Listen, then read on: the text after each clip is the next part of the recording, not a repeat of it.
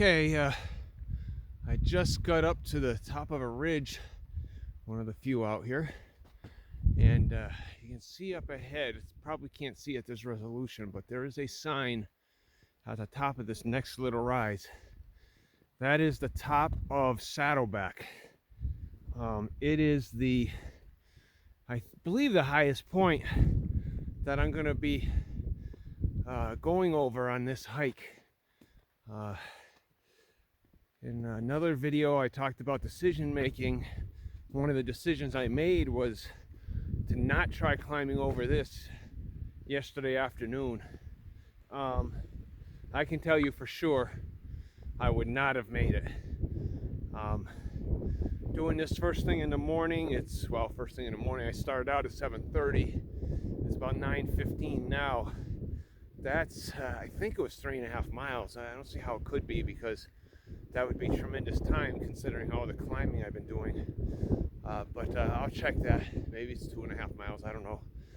But yeah, that's kind of the pinnacle of this hike.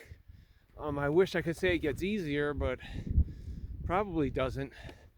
I'll be going on shorter hills, but probably deeper valleys, so the climbing will be about the same. But yeah, I just wanted to, I know after a while these hikes, where I just walk along and talk, I know they can get boring, but it's just very pretty out here. It's a windy, overcast day though. It's I don't know what the temperature is. I am hiking in shorts and sleeves. A lot of times climbing up this, some of the rocks were so steep and sheer that nothing to hold on to. You just had to depend. I just had to depend on my boots, the friction between my boot and the rock face, to get me up it. And that's not quite as bad going up, as long as it's not a real big fall behind you. Going down, that's a problem, because if you start to fall, you're just, you can't catch yourself. You're just going to keep going. And after I get over the top of this, I'm going to be faced with a very, very steep climb down.